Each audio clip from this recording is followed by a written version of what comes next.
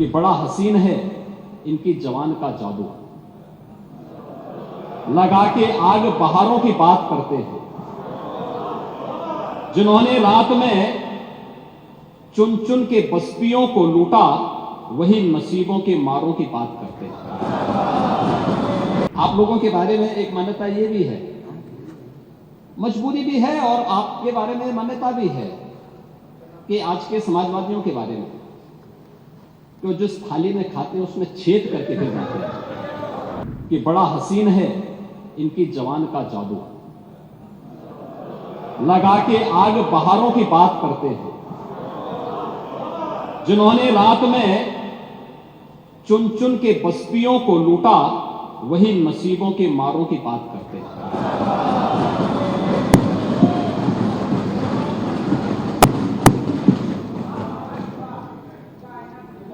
महोदय, ये उर्दू नहीं है, ये सब हिंदी। आपको मैं बताना चाहता हूं, आपको मैं एक और बात बताना चाहता हूं, जो भी नेता प्रतिपक्ष कह रहे थे। जब उत्तर प्रदेश की स्थानीय बोलियों को इस सदन में महत्व मिला, उनके द्वारा कहा जा रहा था, उन्होंने विरोध किया था। ठीक उनकी सोच है, ये समाजवादी संस्कार भी है कि हर अच्छे कार्य का विरोध करना है, हर अच्छे कार्य का विरोध करना है। उन्होंने कहा कि हिंदी इस सदन की भाषा है, तो हिंदी को तो हटाया नहीं। इस सदस्यों को एक छूट दी गई है कि किसी भी इन बोलियों में बोल सकता है, हिंदी में ट्रांसलेट की उसकी सुविधा मिलेगी। इस सुविधा है, थोपा नहीं गया है। दूसरा, भोजपुरी हो, अवधी हो, बुंदेली हो या ब्रज हो, पांडे जी, इनकी लिपि भी देवनागरी है, कोई दूसरी लिपि नहीं है। संविधान के द्वारा घोषित जो व्यवस्था है उसी के दायरे में सारा कार्य हुआ है। आप जैसे उम्रदराज व्यक्ति को तो इसका स्वागत करना चाहिए, इसका स्वागत करना चाहिए। ओह, मैं इसीलिए कह रहा हूं, देवनागरी ही लिपि है और उसी दायरे में सारा कार्य हुआ, और इसीलिए मैं आपके संज्ञान में लाना चाहूंगा कि ये जो कार्य है, इस कार्य के साथ हमें उसी सकारात्मक भाव के साथ जुड़ना चाहिए। मैं आपके विरोध को कभी उसका न मैं उपास उड़ाता हूं, न मैं उसको बहुत उसके साथ जोड़ता हूं, क्योंकि मैं जानता हूं आपकी आदतों, और मुझे मालूम है आप लोगों के बारे में एक मान्यता ये भी है, मजबूरी भी है, और आपके बारे में मान्यता भी है कि आज के समाजवादियों के बारे में तो जिस थाली में खाते हैं उसमें छेद करके फिर जाते हैं।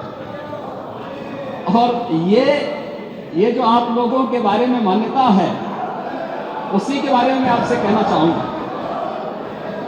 कि महोदय, जब हम महाकुंभ के बारे में चर्चा कर रहे हैं और ये आयोजन नहीं, आपके बारे में इसीलिए बोल रहा हूं, मैं आऊंगा उस पर भी, मैं उस पर भी आऊंगा भी, उस पर भी मैं आ रहा हूं। जब एक महाकुंभ का विरोध पहले दिन से कर रहे थे, महोदय, मैं एक एक करके इनके बयानों को यहां पे उद्धृत करना चाहूंगा, और पिछले सदन में भी मैं याद दिलाना चाहूंगा, जब हम लोग यहां पे इसी सदन में आए थे तो महाकुंभ पे चर्चा, उस समय महाकुंभ की तैयारियां चल रही थी और चर्चा के लिए एक दिन निश्चित किया गया था। आप लोगों ने सदन नहीं चलने दिया, सदन नहीं चलने दिया। अच्छा होता महाकुंभ के पहले सदन में पूरे दिन भर की चर्चा होती, हम उस व्यवस्था के बारे में चर्चा करते, आपके अनुभव का लाभ लेते, लेकिन आपने चर्चा नहीं होने दी। लेकिन पहले दिन से ये चर्चा, पहले दिन से ये अफवाह और इस प्रकार का दुष्प्रचार आपके द्वारा निरंतर होता रहा। आप याद करिए, समाजवादी पार्टी के राष्ट्रीय अध्यक्ष ने महाकुंभ आयोजन के पहले इस बारे में कहना शुरू किया कि साहब, इतना पैसा और इतना विस्तार देने की आवश्यकता क्या है। उनका बयान कि हमारी सरकार से अपील है कि बहुत सारे बुजुर्ग जो 65 साल से ऊपर और 70 साल से ऊपर के लोग हैं स्नान नहीं कर पाए। उसके बाद फिर उनके बयान आए जब शुरू हो गया। फिर लगातार अगर समाजवादी पार्टी के सोशल मीडिया हैंडल को देखें, वो आपके संस्कारों के अनुसारी भाषा का प्रयोग भी करते हैं और जिस प्रकार की भाषा का उसमें प्रयोग किया जाता है, मुझे लगता है किसी भी सभ्य सोसाइटी के लिए वो भाषा कभी शोभा नहीं देगी। आप लोगों के अपने संस्कार हो सकते हैं, आप लोगों का अपना व्यवहार हो सकता है, लेकिन कोई सभ्य समाज और कोई सभ्य सोसाइटी उसको कभी मान्यता नहीं दे सकती, लेकिन उसके माध्यम से लगातार दुष्प्रचार किया गया। यही नहीं, ये भी मांग हुई। देखिए, आपकी पार्टी के ही नेता, आपके अध्यक्ष ने कहा कि हम मांग करते हैं कि अकबर का किला जो बिल्कुल संगम नोच पर वहां जो वट वृक्ष है उसकी पूजा करते हैं, सरस्वती नदी भी वहीं से निकलती है। आप देखिए, यानी अक्षय वट का नाम भी उनको नहीं मालूम।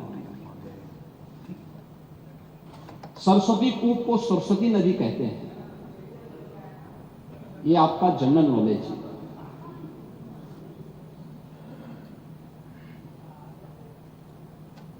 इन्होंने क्या कहा, महाकुंभ कोई शब्द नहीं, क्योंकि महायोजन के लिए बहुत सारा पैसा निकालना था, पैसे की बर्बादी करनी थी, इसलिए नाम भी इन्होंने महायोजन दिया।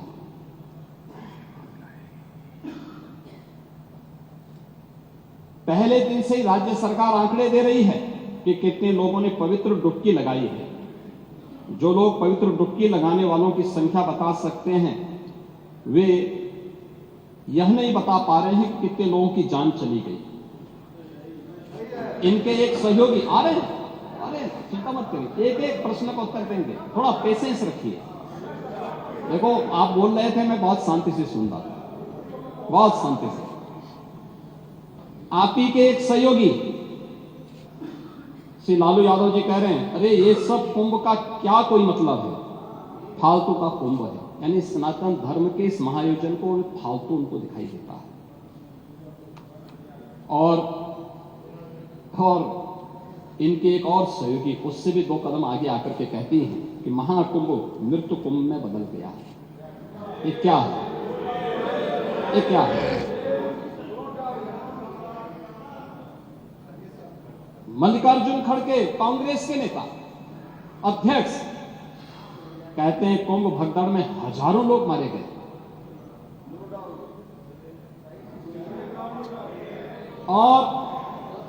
और जया बच्चन क्या कहती हैं?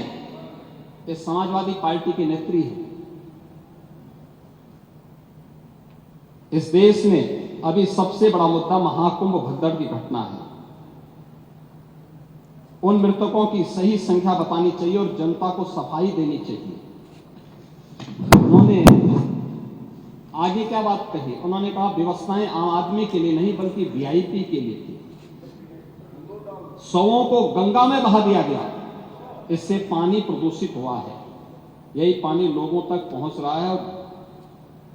ये इस प्रकार के गैर जिम्मेदाराना बयान